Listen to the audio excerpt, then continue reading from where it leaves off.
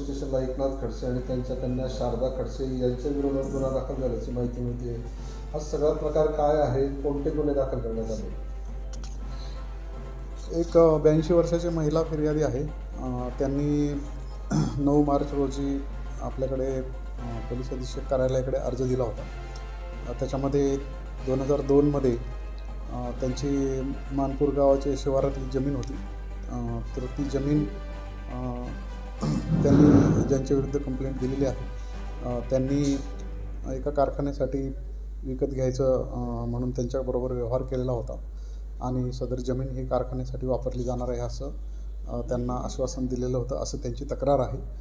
तसंच त्यांच्या मुलांना तिथे रोजगार मिळेल असं पण त्यांनी कमिट केलेलं होतं, अशी ही कंप्लेंट आहे. त्यानुसार आर्थिक गुन्हे शाखा जळगाव यांनी त्याची चौकशी केलेली होती. चौकशीमध्ये त्यांना डॉक्युमेंट्समध्ये खाडाखोड आढळल्यामुळं ह्या प्रकारामध्ये तथ्य असल्याचं जाणवल्यामुळं त्यांनी जिल्हाधिकारी जळगाव यांच्याकडे पोलीस अधीक्षक यांच्या मार्फतीने पत्र दिलं होतं की असा प्रकार दिसून येत आहे, त्याच्याबद्दल आपला अभिप्राय कळवावा. तर त्या जिल्हाधिकारी जळगाव यांनी सदर याच्यामध्ये काही निष्पन्न होत असल्यास आपल्या स्तरावर योग्य ती कायदेशीर करावी असं पत्र दिल्यामुळं काल सदर फिर्यादी यांची फिर्याद घेऊन बोदवड पोलीस स्टेशन इथं हा गुन्हा दाखल झालेला आहे.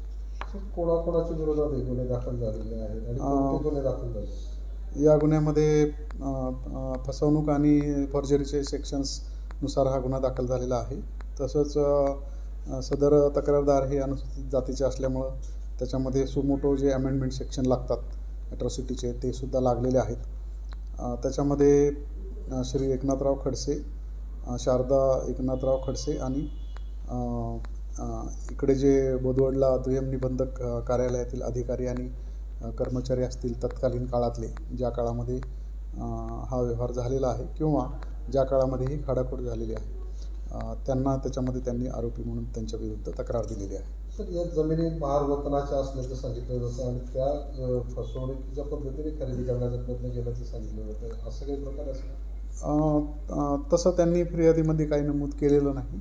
फिर्यादीमध्ये फक्त कमिटमेंट केली की कारखाना होणार आहे इथं आणि मात्र त्यांनी ते वैयक्तिक त्या नावावर नंतर करून घेतलेले आहे, खाडाखोड करून, असं कंप्लेंट आहे. बाकीचे काही इतर डिटेल्स त्यांनी फिर्यादीमध्ये दिलेले नाहीत, पण तपासामध्ये ते क्रॉस चेक आम्ही करणार आहोत.